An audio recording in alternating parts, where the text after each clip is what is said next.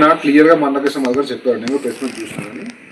ఆయన ఏమన్నాడంటే ఇది చేసినాము, కాకపోతే మాకు 9 ఇచ్చిండ్రు, అది 10, 11 ఉండాలనేది ఒకటి.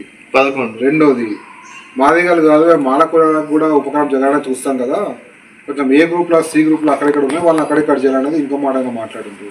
ఇవన్నీ చెప్తూనే ఆయన తలపెట్టిన కార్యక్రమం అయితే ఉందో, 1,00,000 డబ్బులు 1,000 గొంతుకల కార్యక్రమం ఉందో, ఆ కార్యక్రమం కూడా అది ప్రభుత్వ వ్యతిరేక కార్యక్రమం కాదు. అది కేవలం మాదిగల యొక్క సంస్కృతి సంప్రదాయాలు ప్రపంచానికి చూపించడానికి చేసిన కార్యక్రమం, వ్యతిరేకంగా లేము ప్రభుత్వానికి అని చెప్పేసి ప్రెస్ మీట్లో చెప్పిండు. మళ్ళీ మొన్న లైవ్లో మల్లన్న గారికి వచ్చినప్పుడు అదే మాట, ప్రభుత్వానికి మేము వ్యతిరేకం కాదు, కానీ సూచన చేస్తూ ఉన్నాము, అయితే కన్సల్ట్ ఏం చెప్తా ఉన్నాము, అది వెల్కమ్ చేస్తా ఉన్నాము. సూచన చేసి ఖచ్చితంగా ప్రభుత్వం కూడా ఆ సూచనని గౌరవిస్తుంది, ఇవన్నీ ఉంటే కూడా దాని నుంచి ఆలోచన చేస్తుంది.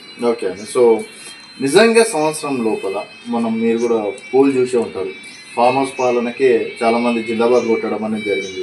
మీ అనంతపూర్లో ఎట్లుందండి? సో ఆల్రెడీ వ్యతిరేకత వచ్చి రేపు స్థానిక సంస్థల ఎన్నికలకు పోయినా కూడా ఓడిపోయేటట్టు ఉన్నారా? లేదండి, మీరు ఫామ్ హౌస్ పాలన ఎవరంటున్నారు? కేసీఆర్ కన్నా 63% జిందాబాద్ కొట్టారు. అదే అంటే రాష్ట్రంలో అది ఫామ్ హౌస్ పాలన అయితే మా అలంపూర్లో కూడా ఇద్దరు పెద్ద నాయకులు ఉంటారు, వాళ్ళు కూడా ఆల్మోస్ట్ ఫామ్ హౌస్ నాయకులు లాగానే, ఎందుకంటే వాళ్ళకి ఫామ్ హౌస్ లేదన్నా కానీ మా అలంపూర్ ప్రాంతంలో ఎమ్మెల్యే గారు కానీ ఎమ్మెల్సీ ఇద్దరు అలంపూర్ ప్రాంతంలో ఇక్కడ ఉండరు, వాళ్ళ సొంత ఇల్లు కూడా లేదు, వాళ్ళు అక్కడ అలంపూర్ ప్రాంతంలో ఉండరు వాళ్ళు. ఓకే, అయితే కర్నూలు బండ్లో లేకపోతే ఫారెన్లో ఉంటారు, లేకపోతే హైదరాబాద్ ఉంటారు. సో రాష్ట్రంలో కేసీఆర్ ఫామ్ హౌస్ పాలన అంటారు, సేమ్ అదే విధంగా అంతకంటే ఎక్కువ అంతకంటే ఘోరంగానే మా అలంపూర్ పరిస్థితి ఉంటుంది. అందుబాటులో ఉండే పరిస్థితి. ఎవరు జిందాబాద్ కొట్టిండ్రు? ప్రజలు. ఎవరికి?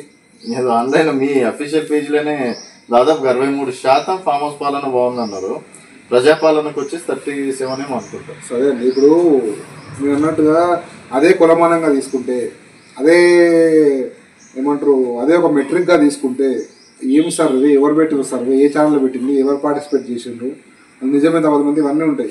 ఇవన్నీ పక్కన పెడితే ఈరోజు నుండి ఊరూరున ప్రజాపాలన అంటే ఈరోజు కాంగ్రెస్ ప్రభుత్వం వచ్చిన తర్వాత మీకు తెలుసు ఎంత అప్పులలో మనకి మన ప్రభుత్వాన్ని ఇచ్చినండి. అన్ని అప్పులు ఉన్నా కూడా ఇప్పటికి కూడా ఇంకా నెట్టుకొస్తా ఒక్కొక్కటి ఆలోచించుకుంటూ జాగ్రత్తగా ఆచితూచి ఒక కార్యక్రమం ముందుకు తీసుకెళ్తున్న వ్యక్తి ఈరోజు మా ముఖ్యమంత్రి రేవంత్ రెడ్డి గారు.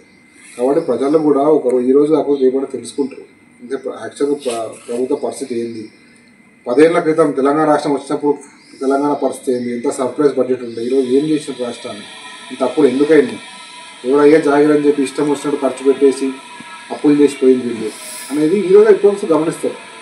ఇంకా సంవత్సర కాలమే అయింది కాంగ్రెస్ పార్టీకి.